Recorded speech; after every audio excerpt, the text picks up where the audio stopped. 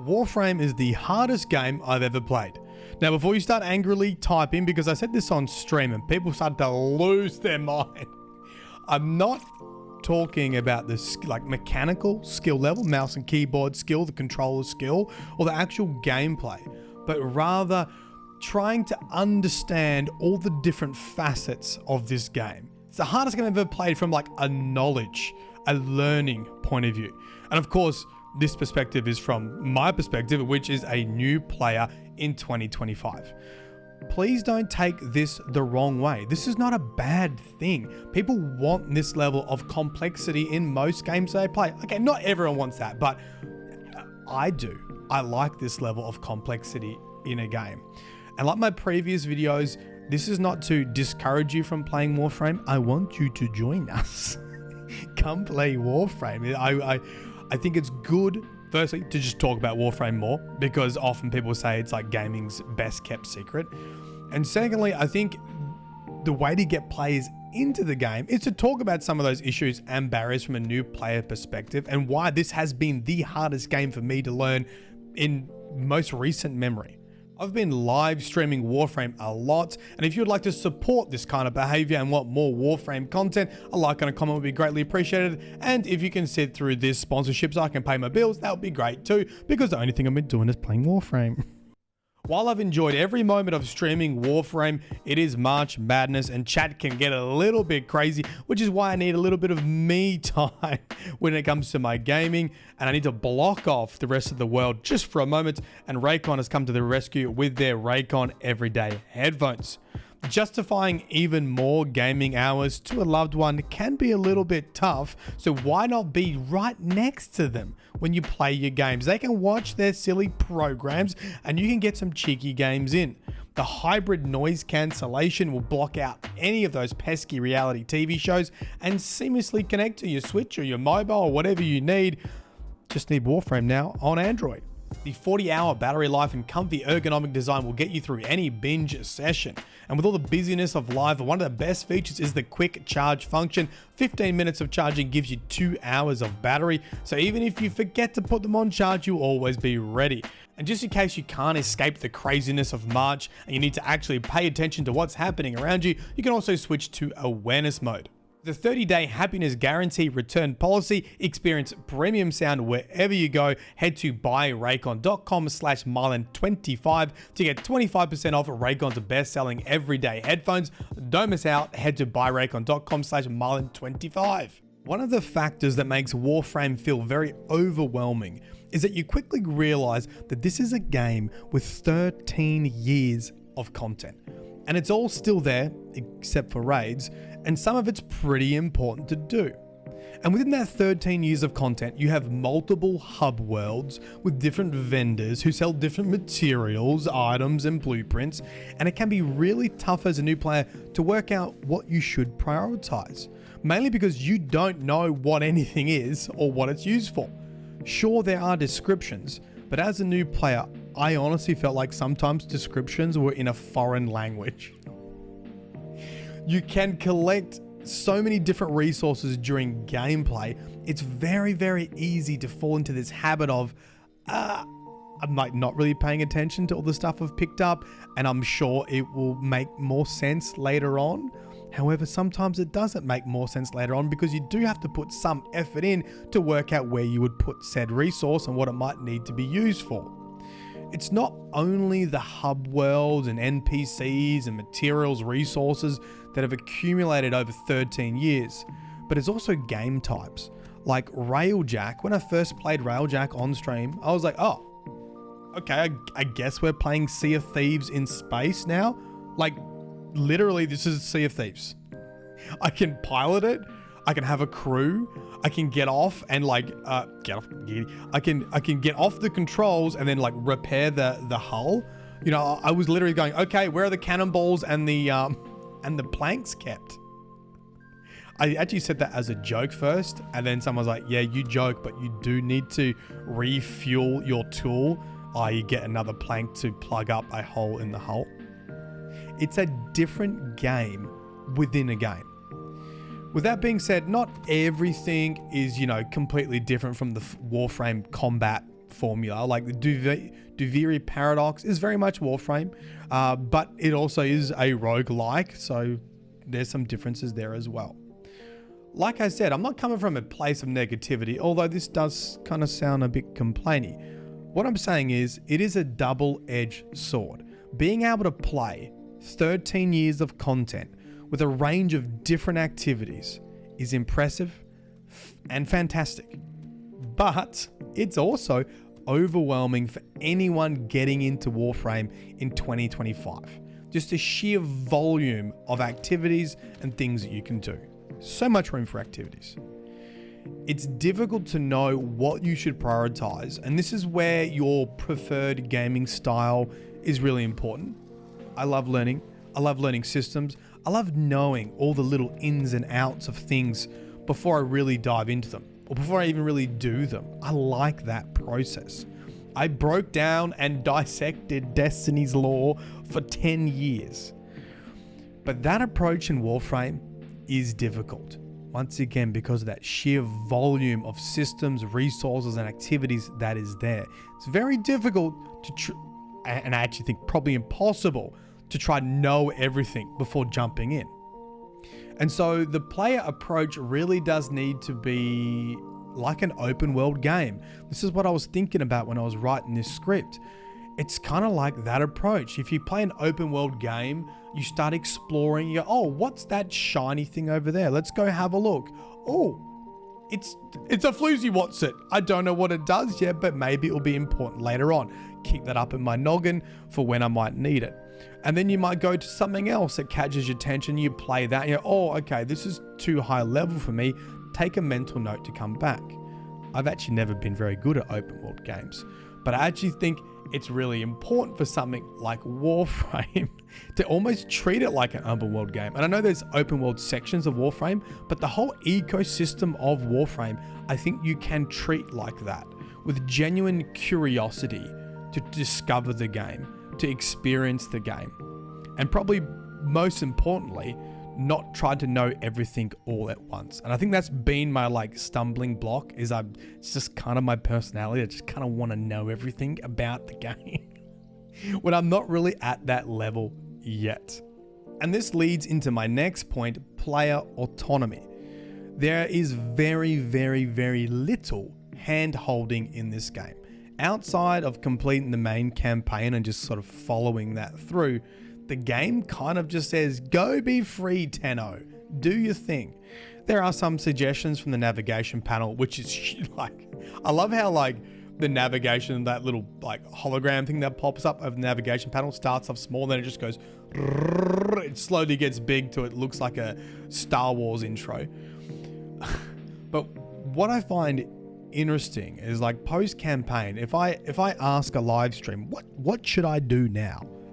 I get 10, 20 different recommendations on what I should be doing. What I could to improve my power, what I could to chip away at some long-term goal that I don't understand the point of yet, but this will help me in the long run so I don't get burnt out. What might be holding me back from progressing to Steel Path? A bunch of different recommendations. And once again, this is a good thing. This is a fantastic thing. Player freedom, go and play the activities you want to play. And everyone plays the game differently. Everyone has different priorities. But the flip side of this coin is, as a new player, I'm definitely struggling with making a decision on what I should be doing. And part of this is, refer to point 1, 13 years of content. Part of it is not knowing what's valuable and not valuable. Another part is what's valuable to me and my Warframe is not necessarily valuable to you and your Warframe. And the final part is what I said the previous point, is that maybe I just need to go with the flow more and treat it a bit more like an open world game with a bit more curiosity and exploration, and just try and take things in more organically. And this leads us to my next point. One of the things that I've really, really struggled with is learning the mod system organically. I do sometimes feel like I say I need to learn this organically, and then I try to learn it organically, and then I also struggle with it. So let's talk about the mod system, because I think this is kind of a good example of that happening. Originally, I thought the mod system didn't have much depth to it. Haha, you idiot. You know, but honestly, when your first 10 hours, it does seem pretty simplistic, pretty straightforward. You see there's like any game, when you first start learning it, there's a little bit of original hurdles to get over. But then you go, okay, I understand this. I get mods, I put mods in, I level the mods up, there's mod capacity. Yeah, I get it, sure. But then you realize how many mod variants are actually there. And then you discover arcanes. And so you start getting these like layers upon layers. And then of course you have all the warframes you need to experiment with and play with. And then you have all the weapons, sidearms, primary weapons, melee weapons, companions, with their own sets of mods that go into them. And the aspect that I really struggle with is just because of how many mods there are.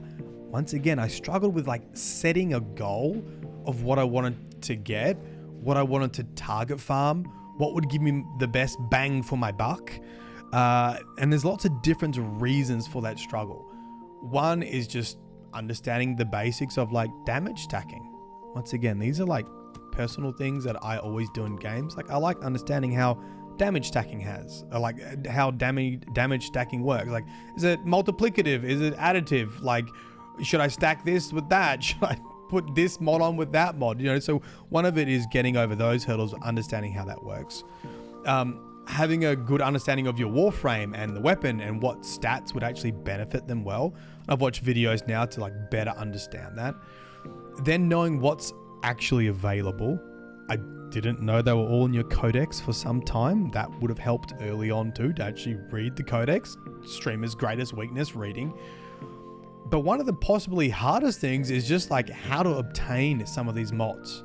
The more I verbalize this issue I have with Warframe, the more I'm thinking, I'm the problem. It's me. Always wanting to set a goal and like work towards that. And it is kind of funny and ironic because this is a strategy I had to use during the campaign to get through it. And it worked really well. There's like goal setting behavior. I needed to craft a new amp. So I set like the end goal of an amp and then work your way backwards, right? You find the blueprint for the part, then you see the resources, then you see the blueprint for the resources to get the part, to get the blueprint, to get the part, to get the amp.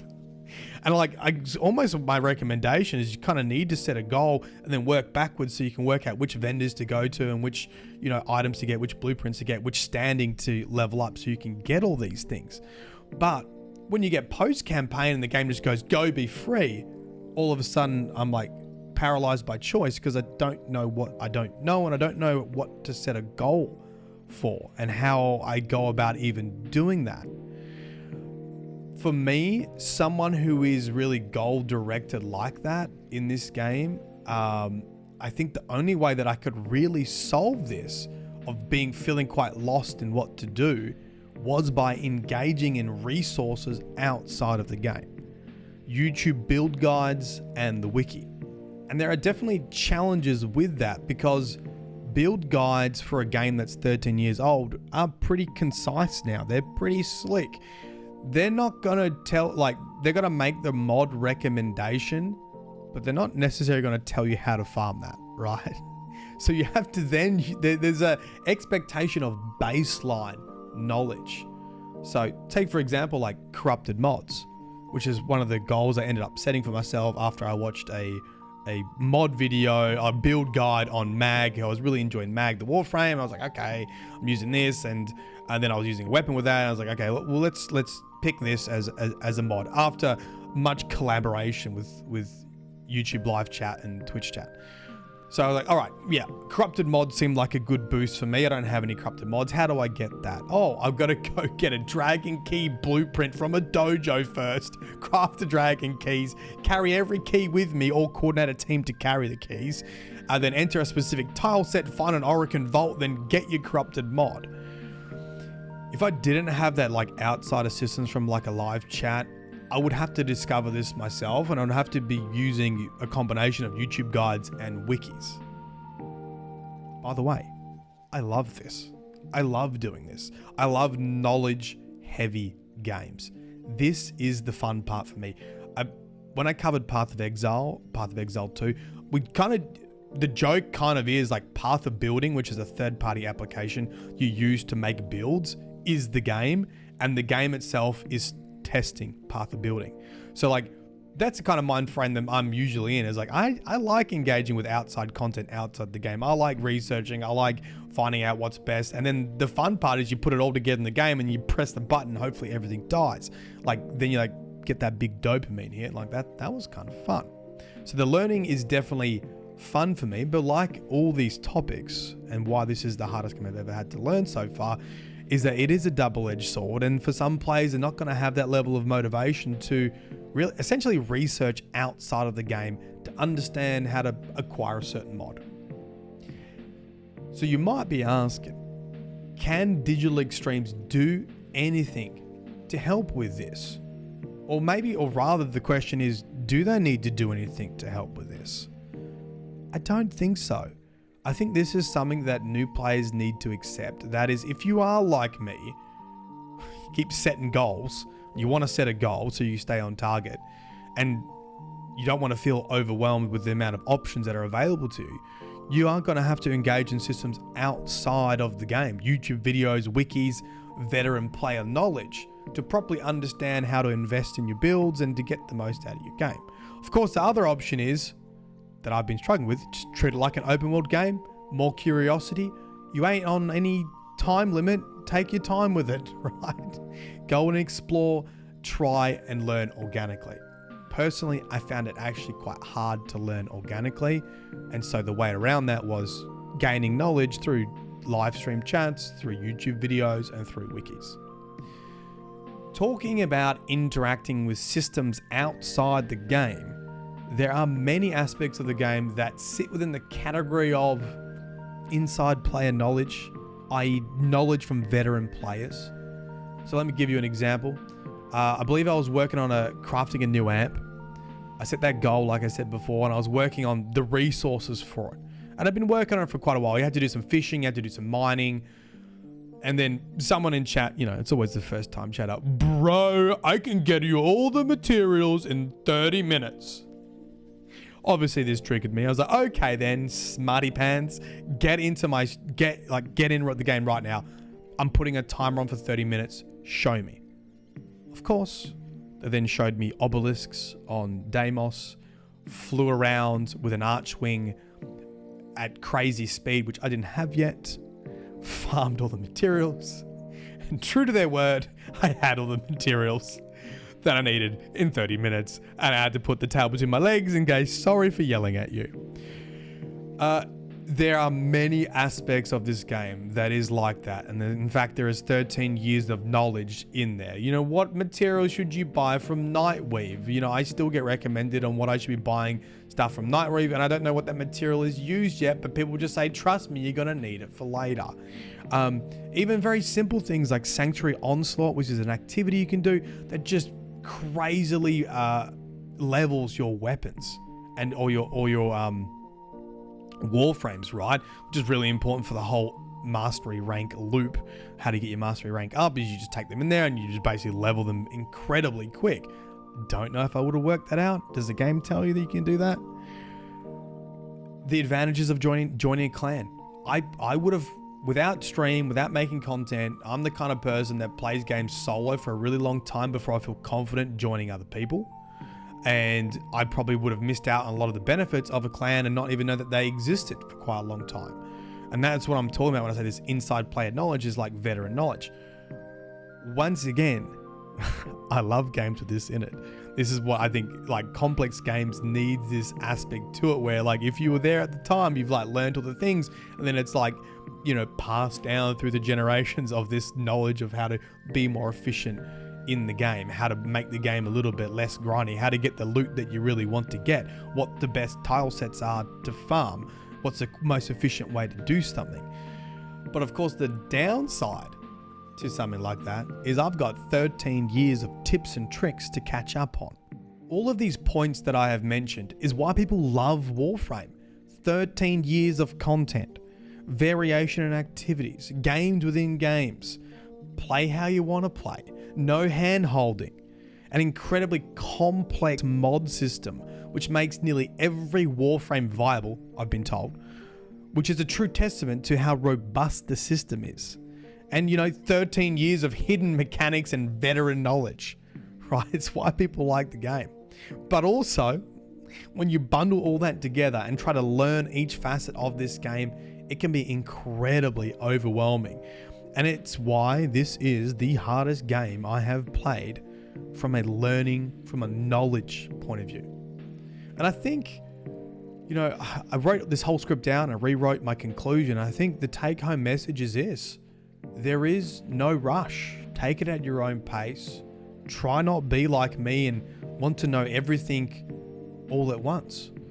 DE is very good with fear of missing out, as in FOMO is not really a thing. I think a lot of games have broken my mindset and have encouraged me to treat everything like a race, specifically live service games. I have to get all the things before they disappear. I have to complete all my battle passes, and then it becomes a job, becomes a second job, replaces your first job. And thankfully, Warframe's not really like that. And with that concludes this video. If you'd like to support the Warframe content and you can't think of a comment, you let me know. You can leave your comment as how many hours you have in Warframe. I'm interested to know who's watching these kind of videos. Appreciate your viewership as usual. As always, this is Myelin Games, and I'll see you next time. Peace.